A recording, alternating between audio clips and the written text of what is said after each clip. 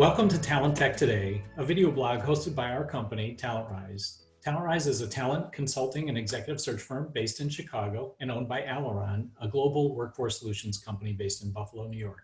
My name is Carl Kutzmode, and I lead the talent and technology consulting practice at TalentRise. And today we will be interviewing Alex Murphy, the CEO and co-founder of JobSync.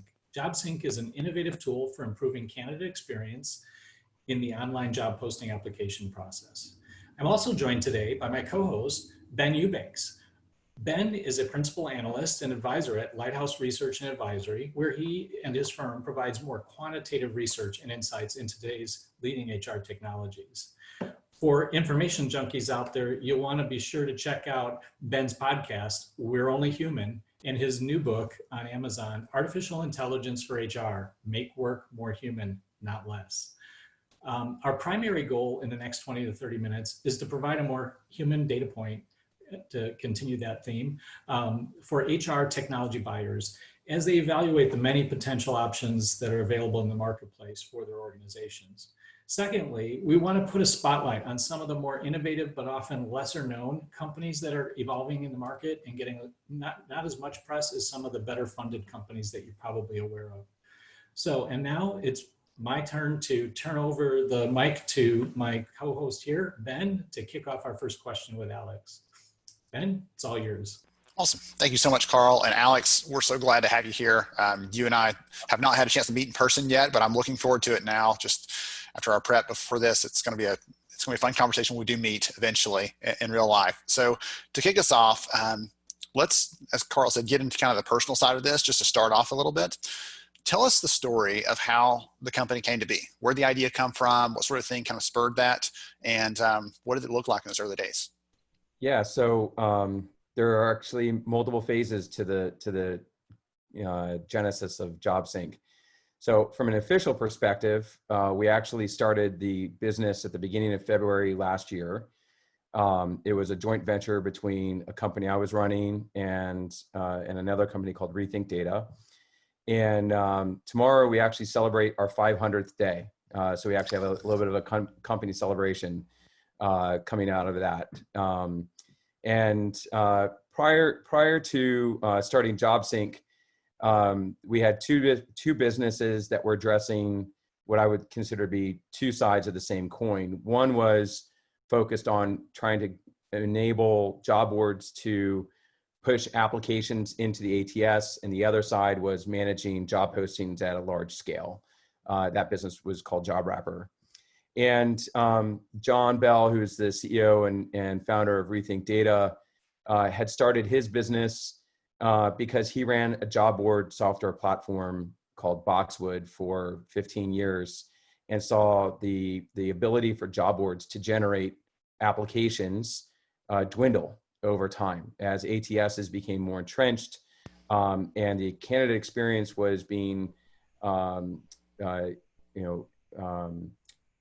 would say, hurt by the addition of things like CRM sign-up forms and all these extra hoops that candidates had to go through to apply.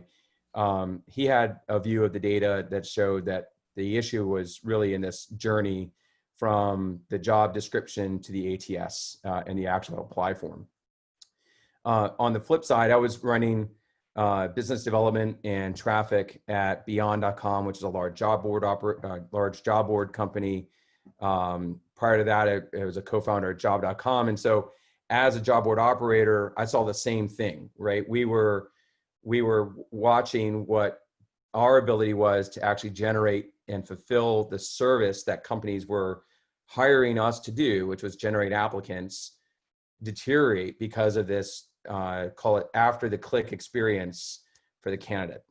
So fast forward to the starting of JobSync, and the experience is we're working on behalf of companies to help them generate more applicants and get the applications that they otherwise should be getting, but they aren't because of all this friction in the entire, call it job search process. So at the end of the day, like our big vision, if you will, and kind of the thing that we keep as our North Star is to create great experiences by connecting both the people side of that equation, the candidates and the recruiters, with the companies that they're trying to work for, kind of just holistically within the world of work. That's exciting. Well, congratulations, early congratulations, I guess, on your 500th day. Yeah. It's always fun to Say celebrate those kind of so milestones. far. That's exciting though. That's a lot of fun. So all these different people, different perspectives on this same kind of problem kind of came together, and you guys have been attacking this for this period of time. You said you're helping to make that more seamless for the candidates. Can you tell me just a little bit more about, like, practically what it looks like, what it feels like, so that the people listening, because again, not all of them are tech nerds like us, help them understand what that feels like for a candidate, because that problem you're solving, I think, is an important one. Yeah. So Tim Zagat has this like story about like people learn how to like find things, if you will, when they're like 10 years old and looking for a dog, right? Like if you're a 10-year-old, you lost your dog, what do? You go put a sign up at the post office, the grocery store, at the stop sign, because that's where the people are, right? Mm-hmm. So you go to where people are, and you put your sign up. You don't put the picture of your dog on your front door.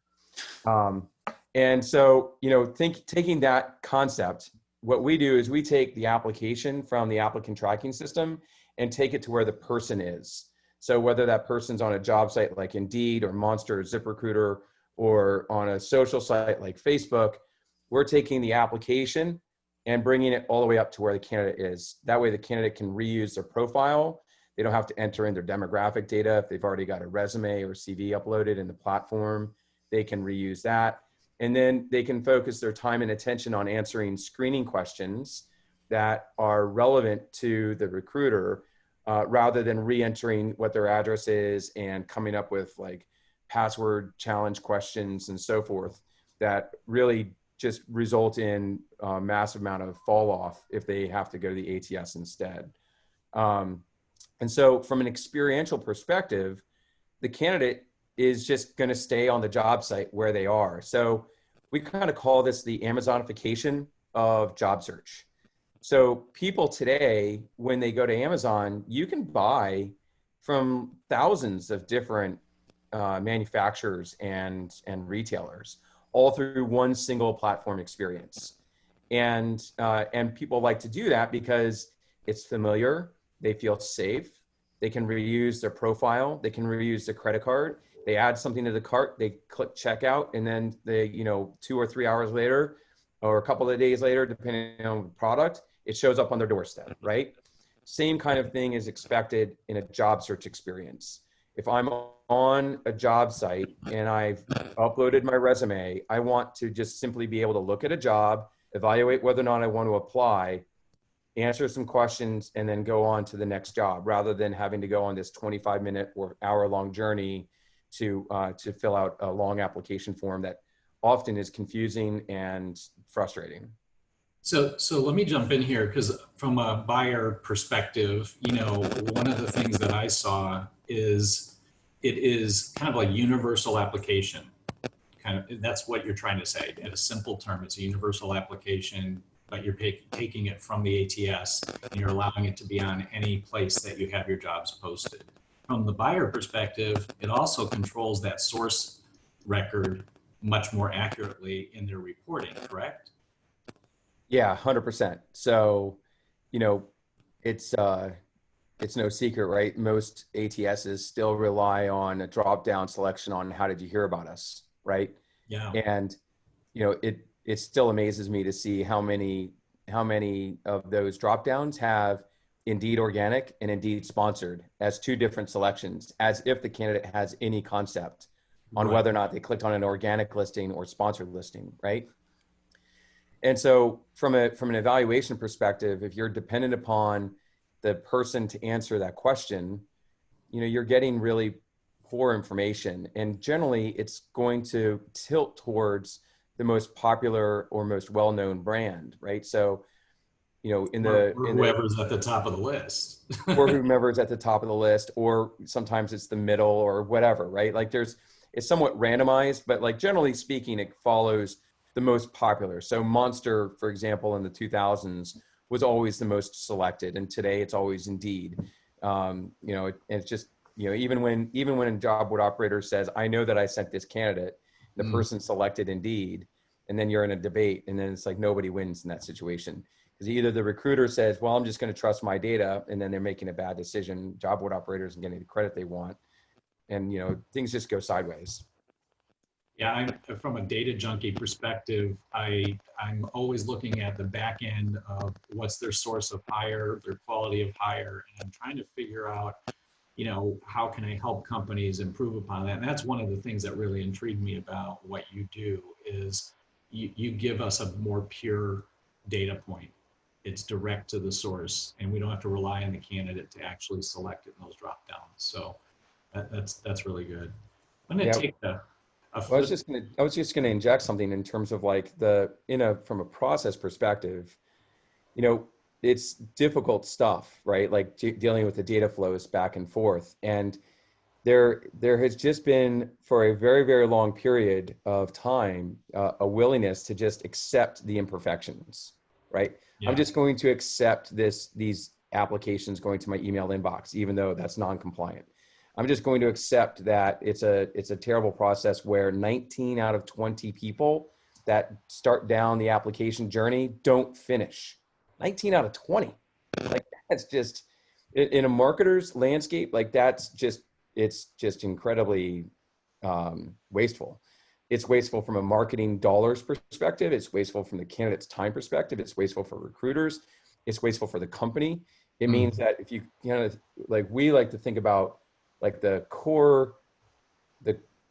most root core value proposition is we're going to help that company get to a complete slate of candidates. So the 5 to 7 people that they really want to bring in an interview as fast as they possibly can, right? So qualified, interested, and interesting people that are ready to be, interview ready, so to speak.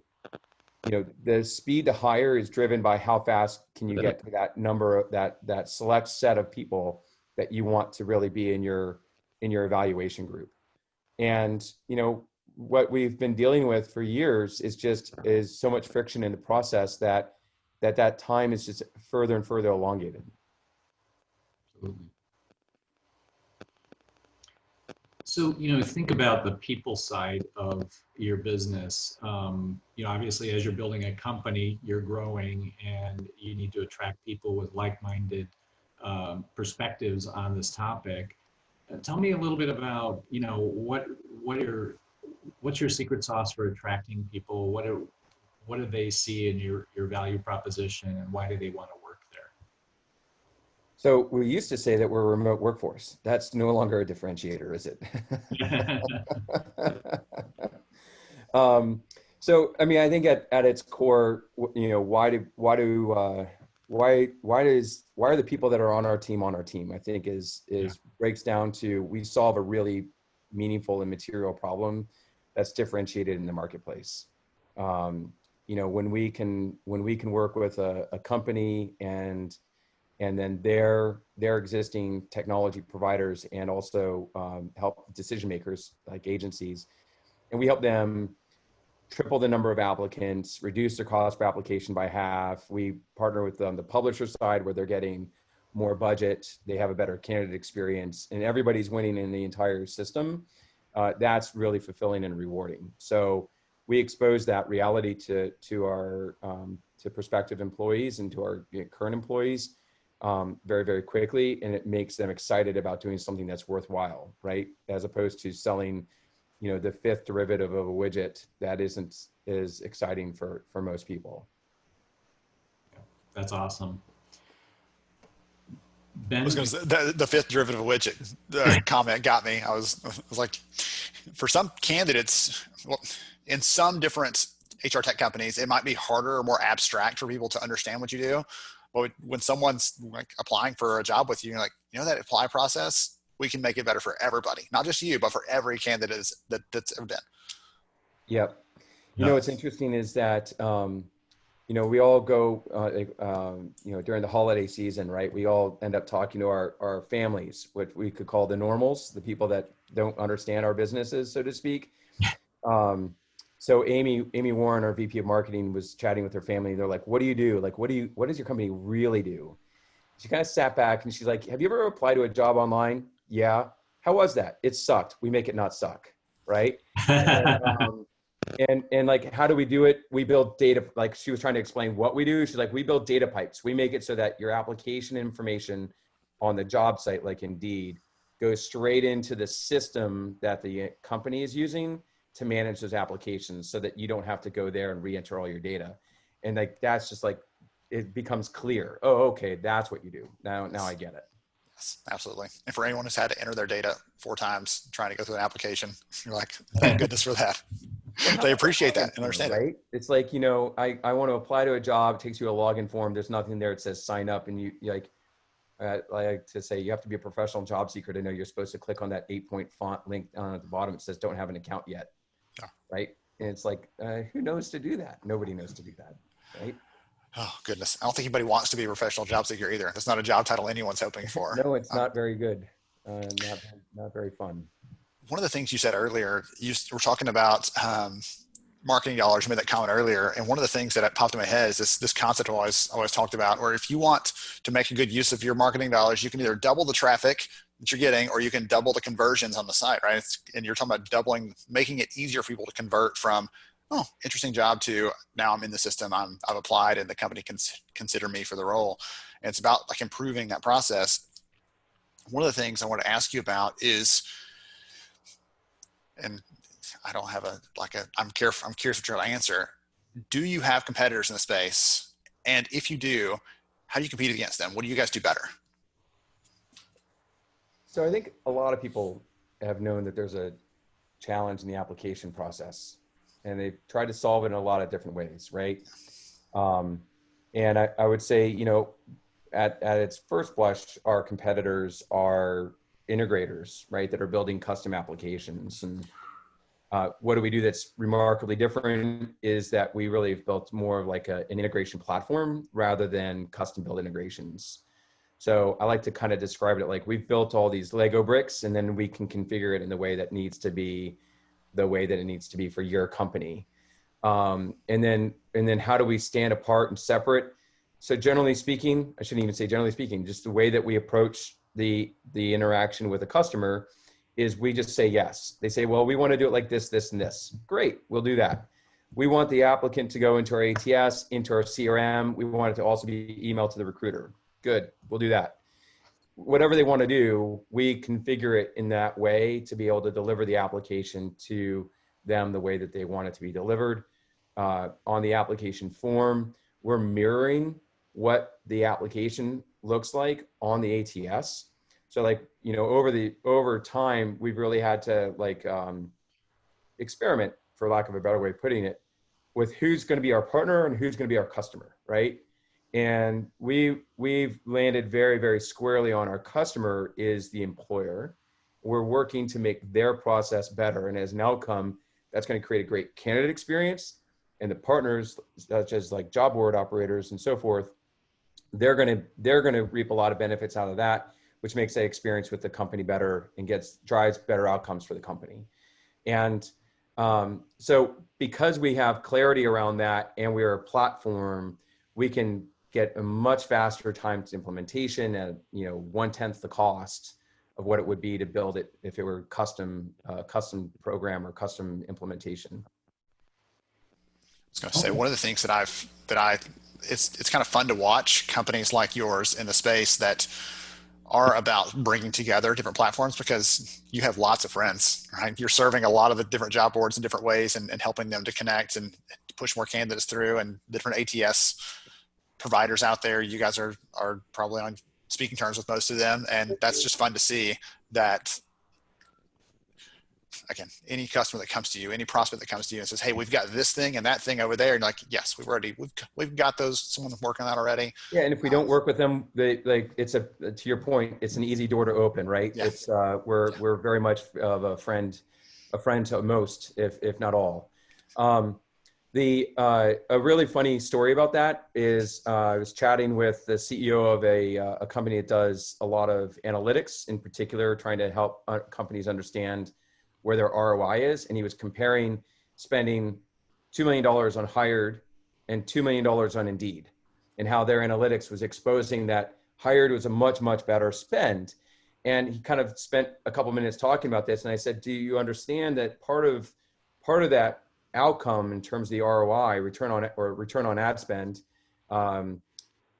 is driven by the experience that the candidate has? Well, what do you mean? Well, on Hired, the candidate goes in, they build a profile, and the entire experience happens on Hired, all the way through to the offer, right? Mm-hmm. And on Indeed, the candidate experience starts on Indeed. They find the job that they want to apply to. They read the job description. They click on apply. They then end up on your website with the job description again. They have to read it again. They click on apply again. And then they're presented with a form where they put in their name, their resume, their phone number, their email address, et cetera. They think that they're starting the apply process. Nope, they're just signing up for your CRM. So then you take them to the ATS where they read the job description again, and then they click apply again, and then they hit that login form that we were talking about.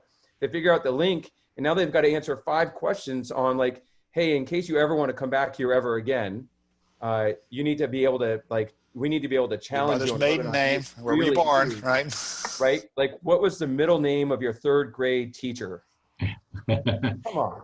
Like, well, you think about, and the candidate experience journey is just horrible, as you mentioned. But, you think about how many times you probably run into clients where they're, you're going to them and you're saying, we're going to take your form and just mirror it out there. Have you ever run into the situation where what they have is really bad and you need to tell them they got to change it? We need to talk. Yeah. I mean, and we do. I mean, so some ATSs kind of force some of those questions, like the drop-down selection as a required question. We can answer that for them by just putting in and saying, look, that question, when that comes up, we will always answer it with a correct answer. So we don't have to ask a candidate, right? Yeah. Or this is a question that you never want to ask the candidate. I should say it a different way. The person on the TA side says, this is a question that we're obligated to ask that we never want to ask ever again. Can you just make the answer always be this when you submit it in? Yes, fantastic. And so there's that. And then there's but we really need to ask them 25 questions. We have a funny video series about like questions that you should ask and shouldn't ask. And we use dating as like the reference point. Right. And so it's like, there's a really attractive person sitting at the bar and person comes up and says, hi, how you doing? You want to go out sometime? Yeah, sure. But, first I'd like to get, the names of 3 of your prior boyfriends so that I can call them and do some reference checking before we go out on our first date. It's like, you don't actually ask that question when you're at a bar, right? Like we're talking about expression of interest here. Like we're starting this relationship. We're not getting married yet, right? You can take that kind of concept and go out to like the nth degree and be crude about it, but it's like, this isn't how things begin ever. It's not appropriate. And I kind of come back to like, base principles and say, is that how you would want to be treated if you were actually applying for a job? Would you want to have to answer this, these 5 questions that are akin to like a college essay? And by the way, the college boards, like they stopped doing these super long, stupid essays that are unique to every school. You now have like a standard set of essays that everybody can evaluate. Like maybe you could take a lesson on that path, right? Because that's the expectation, kind of like Amazonification. That's the expectation that's being built amongst people that look for jobs. And they recognize that whatever this relationship is like at this first step, this is my first impression of you as a company. This is what it's going to be like to work for your company. So if you ask me to do stupid things to apply, you're probably going to ask me to do stupid things when I work there. That's a really great perspective.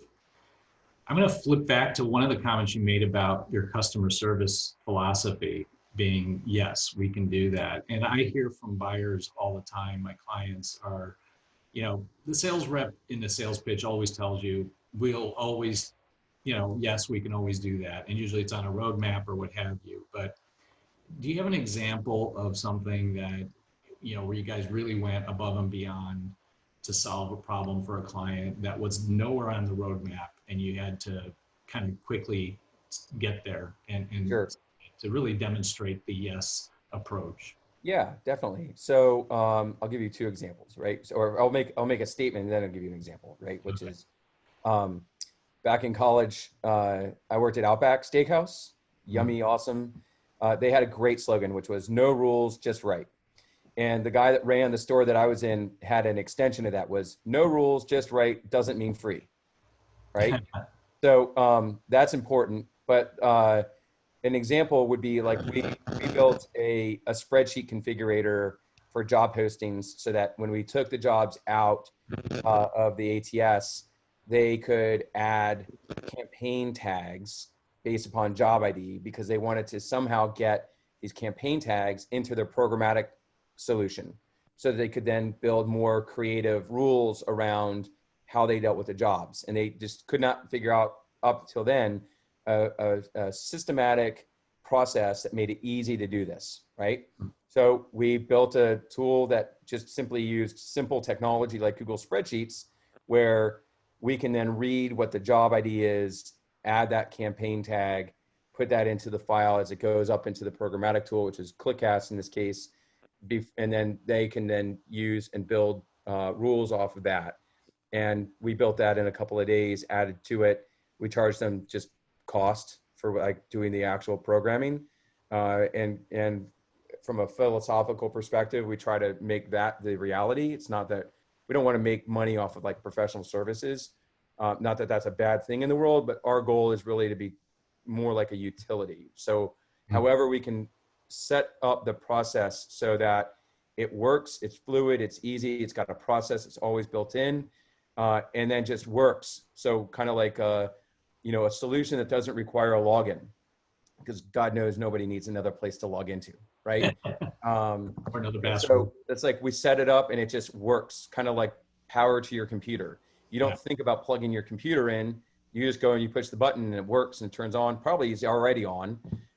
That's the way we want to really have all of our solutions put in place, where it's just there, it's just on, it's just running, and it's just adding value every day. And well, I think we're coming up on our time here. I do want to give Ben one last option to do a wrap-up question. Anything come to mind, Ben? Yeah, I'm loving this conversation. Again, I don't always get to get down like into the weeds from a big picture TA perspective, and this is fun to dive into this.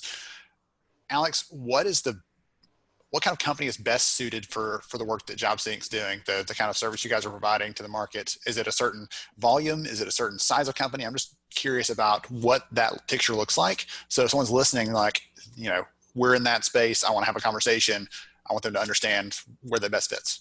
Yeah. So today we work primarily with companies that are actively hiring for 100 or more people a month, right? 100 job listings. Our base fee, again, utility-based pricing, it's only $200 a month for 100 job listings. And then it's like per job listing from there, and relatively nominal cost.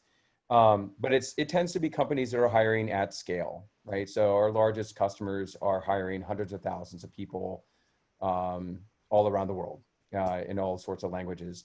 But then we go all the way down to smaller companies as well that want to be able to access Facebook and the Facebook jobs marketplace and have it connect to their ATS in a way that's just seamless and automated. And we add that automation layer and make it easy and simple. So we really kind of are across the spectrum. I use that power company reference frequently, which is enterprise companies and small companies both need power to their business. And they have very different needs in different situations, but they both need power. And so we're working with both ends of the spectrum, but as a smaller company, we are more focused on trying to go and build and cultivate those larger enterprise relationships today. And I think that in the third quarter, Q4, we'll actually have a pretty awesome SMB offering that's going to come out. It's more self-serve, but right now, more the enterprise style. Awesome.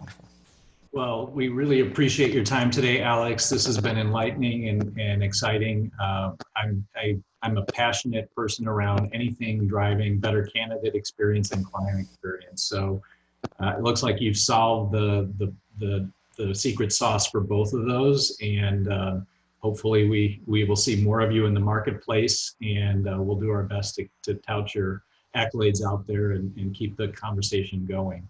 But again, thank you for your time today. And Ben, thank you as well. I really appreciate your time and co-hosting this with me. Likewise. Thanks, guys. Appreciate the opportunity and the conversation.